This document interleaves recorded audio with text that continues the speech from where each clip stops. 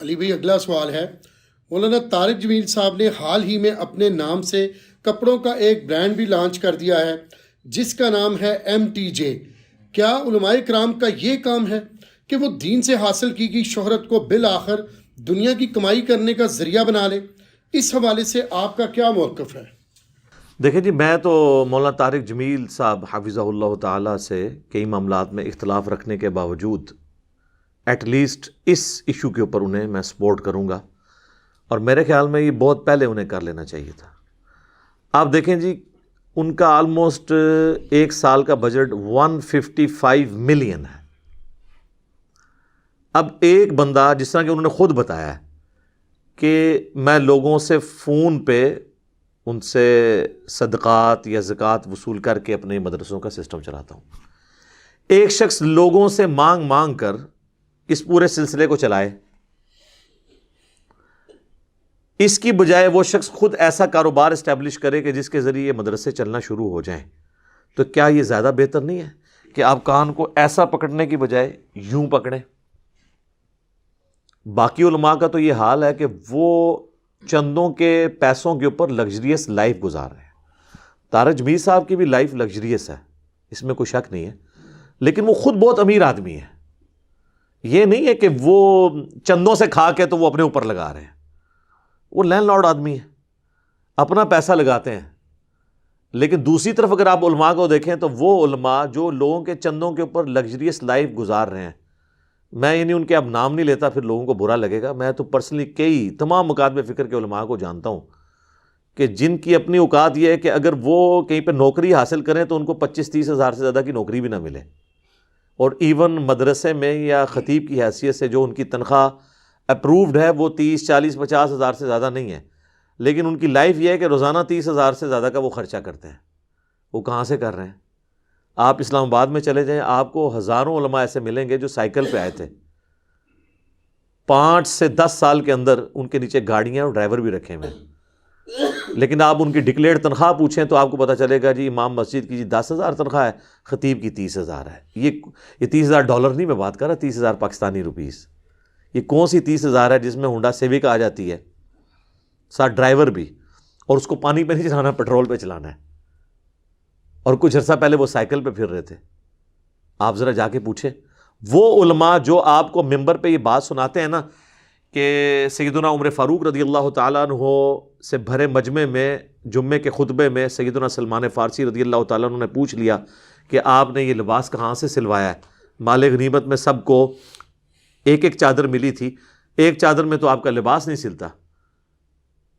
تو انہوں نے فرمایا میرا بیٹا جواب دے گا، تو عبداللہ بن عمر نے کہا کہ میں نے اپنے حصے کی چادر اپنے والد کو دی۔ تو حضرت سلمان فارسی نے کہا کہ اب تم بات کرو، ہم بات تمہاری سنیں گے بھی، تمہاری اطاعت بھی قبول کریں گے۔ جو یہ واقعہ سنا رہا ہوتا ہے نا عالم، اس کو ممبر پہ ہی آپ نے اترنے نہیں دینا، کیونکہ حضرت عمر سے بھی ممبر پہ پوچھا گیا تھا۔ ممبر پہ ہی کہیں کہ بھئی 5 سال پہلے تو آپ آئے تھے سائیکل پہ، آپ بتائیں آپ 5 سال میں تنخواہ کس ریٹ پہ لے رہے ہیں مہینے کا، وہ ریٹ بتائیں، اور آپ اپنا ذرا لگژریس جو سٹائل ہے، جو لائف سٹائل، اس کو ذرا جسٹیفائی کریں۔ تو سر وہ آپ کو کہے گا ذرا آپ کمرے میں تشریف لیں، لیکن کمرے میں آپ نے نہیں جانا، آپ نے وہی ریکویسٹ کرنی ہے کہ حضرت عمر کی سنت پہ آپ عمل کر کے یہیں جواب دیں۔ کمرے میں جا کے تو آپ کا اکرام مسلم کر دیں گے، آندھا کوئی سوال بھی نہیں پوچھے گا۔ تو اس اعتبار سے میں سمجھتا ہوں کہ علماء خود کفیل ہوں، اور آلریڈی آپ دیکھیں کئی مساجد اور مدرسوں کے گراؤنڈ فلور کے اوپر انہوں نے کمرشل ایریا میں شاپس رکھی ہوتی ہیں، اور اس کی انکم سے وہ مسجد کا سسٹم اور مدرسے کا سسٹم چلا رہے ہوتے ہیں۔ یہ تو آلریڈی ہو رہا ہوتا ہے۔ مجھے خود بتایا ان کے بڑے قریبی ساتھی جو ان کے اسسٹنٹ ہیں، مولانا احتشام صاحب حفظہ اللہ تعالی، تو وہ مجھے کہنے لگے کہ میں نے ان کو اسپیشلی فون کیا اس کے لانچ ہونے کے بعد، مولانا طارق جمیل صاحب کا فون بند تھا تو میں نے انہیں کیا، میں نے کہا یہ مجھے بتائیں کہ کیا رسپانس ہے؟ تو وہ کہتے ہیں کہ جی بڑے دیندار قسم کے لوگ ہمیں فون پہ گالیاں نکال رہے ہیں اور کہہ رہے ہیں کہ مولانا نے دین بیچ دیا۔ اچھا، مولانا کاروبار کر رہے ہیں تو دین بیچ رہے ہیں، یہ کون کہہ رہا ہے؟ وہ مولانا حضرات اور ان کے ماننے والے جو لوگوں سے چندے مانگ کے اپنا لگژریس لائف سٹائل اویل کر رہے ہیں۔ یعنی ایک بندہ اس سسٹم سے باہر نکلنے کی کوشش کر رہا ہے، اس کو کہہ رہے ہیں نہیں دوبارہ دھکا دو، یہ اصل میں کیوں کر رہے ہیں؟ اصل میں انہوں نے یہ دیکھا ہے کہ اس طرح تو ہم پھر نمایاں ہو جائیں گے، اور لوگ یہ کہیں گے کہ یار طارق جمیل صاحب بھی تو دیکھو نا اپنا کما کے مدرسوں پہ لگا رہے ہیں نا، تم لوگ ہم سے کیوں مانگ رہے ہو، تم بھی کاروبار کرو نا۔ ان کو تو عادت پڑی ہوئی ہے مفت کھانے کی، ان کو یہ مصیبت پڑ گئی ہے کہ ابھی بھی لوگ کہیں گے تم بھی کاروبار کرو، اپنا کماؤ دے، اپنا کھاؤ دے، ساڈے تے لاؤ تے مسجدوں تے بھی لاؤ۔ یہ ان کو پڑ گئی ٹینشن۔ اور سر قرآن کی تعلیمات یہی ہیں، اہل ایمان کی نشانی درجنوں جگہ قرآن میں یہی آئی ہے کہ وہ اپنی جان اور اپنے مال کے ذریعے اللہ کی راہ میں جہاد کرتے ہیں، یہ نہیں کہ لوگوں کی جان اور لوگوں کے مال کے ذریعے اللہ کی راہ میں جہاد کرتے ہیں۔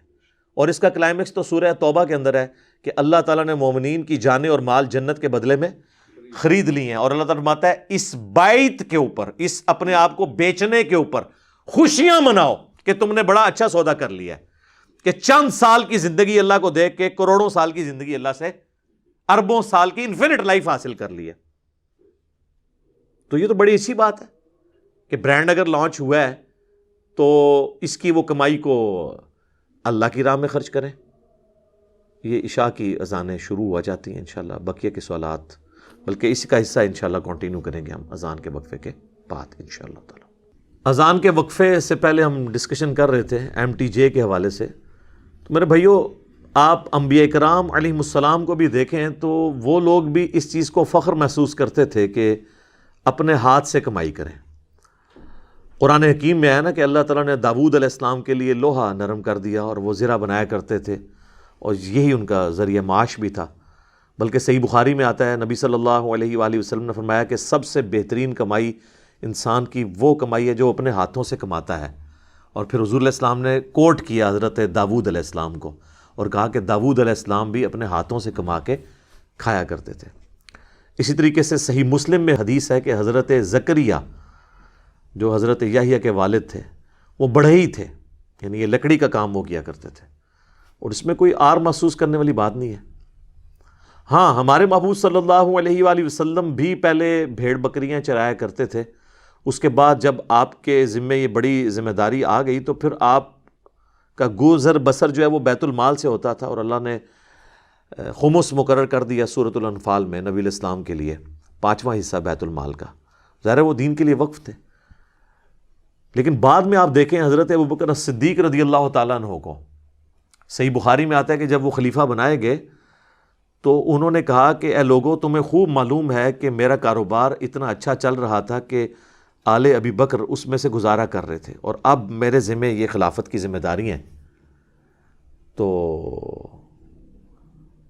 انہوں نے کہا کہ میں اب اس معاملے کو تو آگے نہیں لے کے چل سکتا کاروبار والا، تو پھر صحابہ نے مشورہ کر کے ان کے لیے ایک وظیفہ مقرر کر دیا جو ایک عام مہاجر کا وظیفہ تھا۔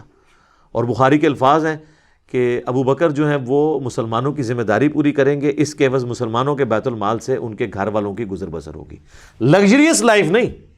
یہ لوگ ہمیں کہتے ہیں جی خلفائے راشدین کا جو گزر بسر ہے وہ ہوتا تھا بیت المال میں سے، تو یہ کیوں بھول جاتے ہیں کہ بیت المال میں سے گزر بسر ہو رہا تھا لیکن وہ سبسسٹنس لیول کے اوپر تھا، انہوں نے اپنی جائیدادیں نہیں بنائی ہوئی تھی، لگژریس لائف نہیں وہ گزار رہے تھے، بلکہ ایک عام مہاجر کی زندگی تھی، ایک مہاجر کی انصار کی زندگی سادہ سے مسلمان کی وہ گزارتے تھے۔ لہٰذا ان کی مثال دے کر اور پھر یہ ان کی اپنی گاڑیوں کو جسٹیفائی کرنا یہ بالکل غلط ہے۔ آپ مثالیں ان کی دیتے ہیں اور کرتوت جو ہیں وہ آپ دوسری پارٹی والے کر رہے ہوتے ہیں، یہ بالکل غلط ایٹیچیوڈ ہے۔ لہٰذا میں سمجھتا ہوں کہ یہ ایک اچھا اقدام ہے MTJ کے حوالے سے، ہمیں اسے سپورٹ کرنا چاہیے۔ باقی علماء کی جو تنخواہ والا معاملہ ہے اس میں میں ضمناً کچھ عرض کر دوں، میں علماء کرام کی یا مسجد کے جو ذمہ داران ہیں ان کی تنخواہوں کے خلاف نہیں ہوں۔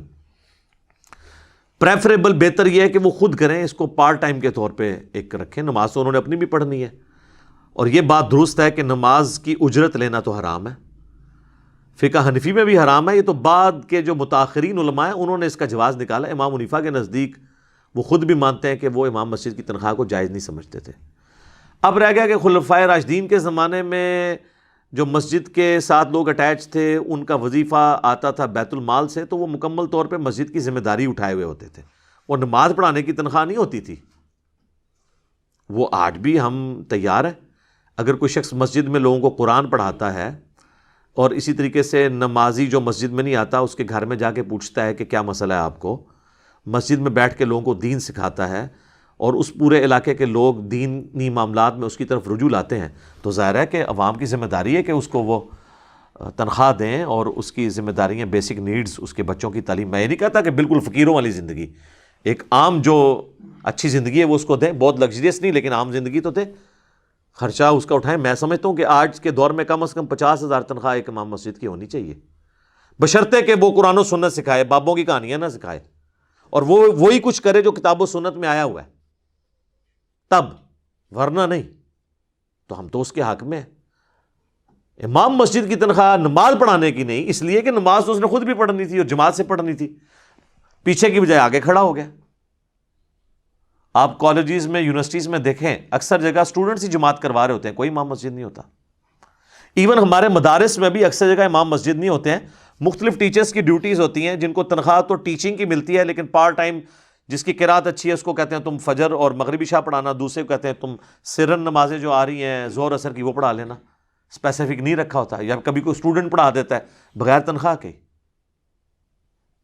کیونکہ معاملہ خطرناک ہے. سنن نسائی کے اندر حدیث ہے جو مشکات میں موجود ہے اور المستدرک للحاکم میں بھی ہے، اور امام حاکم نے اسے امام مسلم کی شرط پہ اس حدیث کو صحیح کہا ہے کہ نبی صلی اللہ علیہ وآلہ وسلم نے فرمایا کہ اپنا مؤذن کسی ایسے شخص کو مت رکھنا جو اذان دینے کی اجرت لے.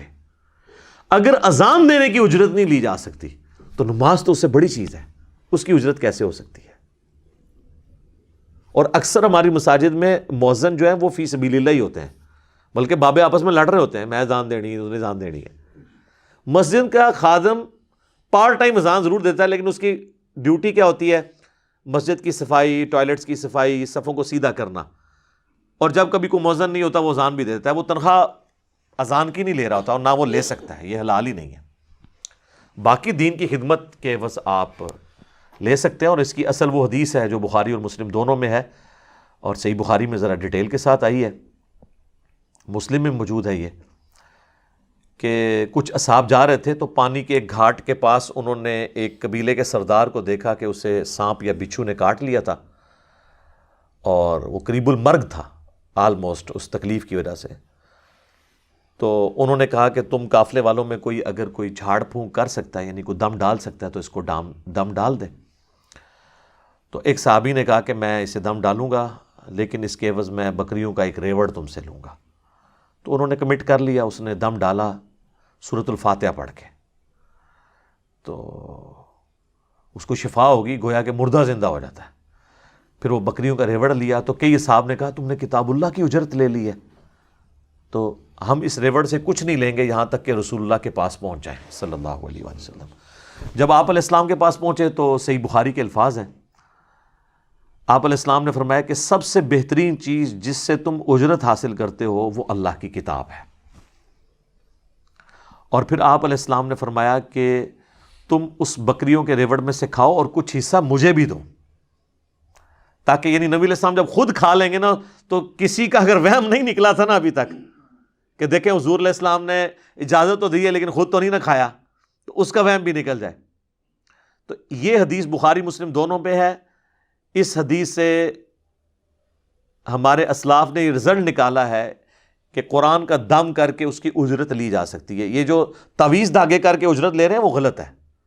قرآن کا دم ہو، وہ تو پتہ نہیں اس میں کیا کیا شرکی الفاظ پڑھتے ہیں اور کیا کیا وہ نمبروں کے تعویذ لکھتے ہیں اور دلیل اس حدیث سے پکڑتے ہیں، تو یہ تو بالکل غلط بات ہے. یہ دو بالکل الگ چیزیں. اصل چیز کو آپ دیکھیں سر، نکاح اور زنا میں بھی صرف معمولی سے ہی فرق ہے نا، ایجاب و قبول کا اور حق مہر کا، لیکن زمین آسمان کا فرق ہو جاتا ہے.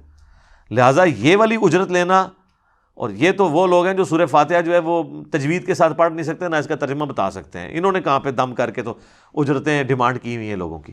لہٰذا یہ جماعت المسلمین والوں کا یہ موقف کہ امام مسجد تنخواہ نہیں لے سکتا پارشلی درست ہے کہ نماز پڑھانے کی تنخواہ نہیں لے گا، لیکن اگر کوئی نماز پڑھانے کی بھی تنخواہ لے رہا ہے اس کی تنخواہ تو غلط ہے، لیکن ایسے امام کے پیچھے نماز درست ہوگی، اس کی غلطی کا وبال اس پہ ہوگا. یہ کسی حدیث میں نہیں ہے کہ آپ کی نماز نہیں ہوگی. صحیح بخاری میں موجود ہے 694 نمبر حدیث کہ حضرت ابو ہریرہ کو رسول اللہ نے فرمایا صلی اللہ علیہ وآلہ وسلم ان قریب ایسے امام آئیں گے جو تمہیں غلط نمازیں پڑھائیں گے. تو انہوں نے کہا یا رسول اللہ پھر میں نماز ان کے پیچھے پڑھ لوں؟ آپ نے فرمایا پڑھ لینا، ان کی غلطی کا وبال ان پر ہوگا. اور اس سے اگلی حدیث ہے 695 جس پہ امام بخاری نے باب باندھا ہے کہ باغی اور بدعتی کے پیچھے نماز کا حکم، یعنی یہ حکم ہے خلیفۃ المسلمین کا سیدنا عثمان ابن عفان رضی اللہ تعالیٰ عنہ. تو بخاری کے الفاظ ہیں 695 نمبر حدیث میں کہ جب باغیوں نے محصور کر دیا، بلوائیوں نے سیدنا عثمان کو، تو ایک صحابی حاضر ہوئے، انہوں نے کہا ہمارے امام تو آپ ہیں، یعنی امام لیڈر کے طور پہ بھی، اور مسجد بھی اس وقت لیڈرشپ بھی وہی ہوتی تھی، مسجد کا امام بھی وہی ہوتا تھا، اور مسجد پہ فتنے کے امام کا قبضہ ہے، تو کیا ہم اس کے پیچھے نماز پڑھ لیں؟ ہمیں خطرہ ہے ہماری نماز ضائع ہو جائے گی. تو انہوں نے کہا کہ مسلمانوں میں نماز ہی تو ایک نیکی کا ایسا کام ہے جو کمبائنڈ ہے. نیکی کے کاموں میں مسلمانوں کا ساتھ دو اور برائی میں الگ ہو جاؤ. تو اس سے امام بخاری نے رزلٹ نکالا ہے کہ باغی اور بدعتی کے پیچھے بھی نماز درست ہے. اور میں سے رزلٹ نکالتا ہوں کہ حضرت عثمان اپنے خلاف آئے ہوئے بلوائیوں کو مسلمان سمجھتے تھے. اگر وہ کافر ہوتے تو کافر کے پیچھے نماز پڑھنے کا کہہ سکتے تھے. یہ کہتے ہیں جی مسند احمد میں ایک حدیث ہے کہ نبی علیہ السلام نے فرمایا تھا حضرت عثمان سے کہ منافقین تمہاری وہ امارت یا تمہاری خلافت کی قمیض اتارنے کی کوشش کریں گے تو نہ اتارنا، تو وہ حضور نے تو ان کو منافق کہا ہے. اگر عثمان کو حضور نے بتایا ہوتا کہ منافق ہیں اور منافق کا وہی مطلب ہوتا تو حضرت عثمان منافقین کے پیچھے نماز کی اجازت دیتے؟ نہیں. وہ منافقانہ ان کا عمل تھا، وہ تو مسلمانوں کی اکثریت منافقانہ عمل کے اوپر ہے. بخاری مسلم میں حدیث ہے منافق کی 3 نشانی ہیں. جب آپ اس سے کوئی وعدہ کریں گے وہ وعدہ توڑ دے گا، امانت رکھیں گے خیانت کرے گا، اور لڑائی ہوگی تو گالی گلوچ کے اوپر اتر آئے گا. تو یہ کون ہے جو یہ کام نہیں کرتا؟ اور ایک چوتھی نشانی بھی بخاری مسلم میں یہی کہ وہ جھوٹ بھی بولے گا. تو یہ تو سارے مسلمان، لیکن اعتقاداً وہ مسلمان ہیں، عملاً وہ نفاق کر رہے ہیں. لہٰذا یعنی احادیث کے فہم کی بھی ضرورت ہے کہ وہ بات کس طریقے سے ہو رہی ہے. تو اگر علماء کرام اس تنخواہ کے عوض کہانیاں نہ سنائیں، کتاب و سنت سنائیں تو بالکل ٹھیک ہے، ہم تو اس کو سپورٹ کرتے ہیں. اور باقی میں طارق جمیل صاحب سے بھی ریکویسٹ کروں گا کہ آپ نے تو پورے اخلاص سے یہ کام شروع کیا ہے، لیکن یہ نہ ہو کہ کئی جن لوگوں پہ آپ رلائی کر رہے ہیں وہ آپ کی زندگی میں یا زندگی کے بعد اس کو چونا لگا دیں اس سارے کام کو. یہ بھی ہو جاتا ہے نا، بڑی نیک نیتی سے لوگ کام شروع کرتے ہیں. برانڈ تو آپ نے شروع کیا ہے، کل کو آپ کے نام پہ جو برانڈ چل رہا ہے اس کے اوپر لوگ غلط کام کریں آپ کی زندگی میں یا بعد میں، اس چیز کو بھی انشور کریں. یہ تو ذمہ داری ہے نا ہماری.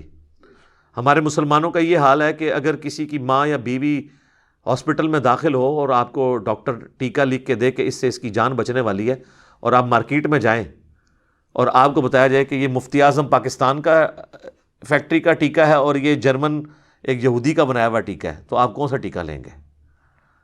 وہ مفتی اعظم کی خاطر جان دینے والا بھی جو ہے نا، اس کی خاطر نعرے مارنے والا وہ بھی کہے گا جی پتہ نہیں کام ہی نہ مفتی صاحب نے پایا ہوا ہے. حالانکہ دین میں انہوں نے کام ڈالا ہوا ہے ان کے ساتھ، لیکن جہاں جان جا رہی ہے وہاں پہ یہ کانشیس ہیں. جہاں پہ ایمان جا رہا ہے اور ہم چیخ چیخ کے کہہ رہے ہیں کہ مرنے سے پہلے اے مسلمان کر لے اس پہ غور، کتابوں کا خدا اور ہے بابوں کا خدا اور، کتابوں میں تعارف اور آیا ہے بابوں نے اور کروایا ہے، وہاں یہ کہتے ہیں ان کو تمیز نہیں بات کرنے کی.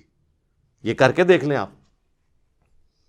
تو اس طرح کا برانڈ بھی، یعنی اس طرح نہ ہو کہ ان کا نام لوگ بیچتے رہیں اور اس میں پھر غلط چیزیں بھی آگے چل پڑیں. اس کو بھی انشور کرنے کی ضرورت ہے. یعنی یہ میں حفظ ما تقدم کر رہا ہوں کیونکہ صحیح بخاری میں حدیث ہے کہ نبی علیہ السلام نے فرمایا کہ قرب قیامت میں ایسا زمانہ آئے گا کہ لوگ اس چیز کی پرواہ نہیں کریں گے کہ ان کا رزق حلال طریقے سے آ رہا ہے یا حرام طریقے سے، بس وہ یہی کہیں گے کہ مال آ جائے. جو جامع ترمذی میں حدیث ہے کہ ہر امت کا کوئی نہ کوئی فتنہ ہے اور میری امت کا فتنہ مال ہے. یعنی سب سے بڑا فتنہ جو ہے وہ مال ہے اس امت کا. تو میں ریکویسٹ کروں گا طارق جمیل صاحب سے کہ وہ بھی یعنی یہ اپنے MTJ جو برانڈ ہے اس کے اوپر کڑی نظر رکھیں، اور باقی علماء سے بھی کہوں گا کہ آپ لوگ بھی تھوڑا سا اس میدان میں اتریں اور فائدہ ہوگا اس حوالے سے. میں نے تو دیکھا ہے جنید جمشید صاحب نے بھی جو برانڈ لانچ کیے ہیں وہاں پہ بھی میں بعض اوقات جانے کا اتفاق ہوا ہے، تو کئی جگہ پہ ماشاءاللہ پورے باشرہ لوگ ملتے ہیں. خوشی ہوتی ہے کہ یار چلو دیندار لوگوں کو جابز ملی ہوئی ہیں، ورنہ تو عام پرائیویٹ اداروں کے اندر تو داڑھی والے کو یا جس کے کپڑے شلوار ٹخنوں سے اوپر ہو اس کو کوئی اچھی نظر سے نہیں دیکھتے. ایٹ لیسٹ اس طرح کے جب دیندار لوگ اس طرح کے معاملات کو آگے لے کے چلیں گے تو ان لوگوں کی کم از کم جابز والا سلسلہ بھی دیندار لوگوں کا ہو جائے گا. یہ بھی اس کا ایک پازیٹیو پہلو ہے. لہٰذا میں تو اس حوالے سے انہیں سپورٹ کروں گا. میری سپورٹ انشاءاللہ ان کے ساتھ رہے گی انشاءاللہ تعالی.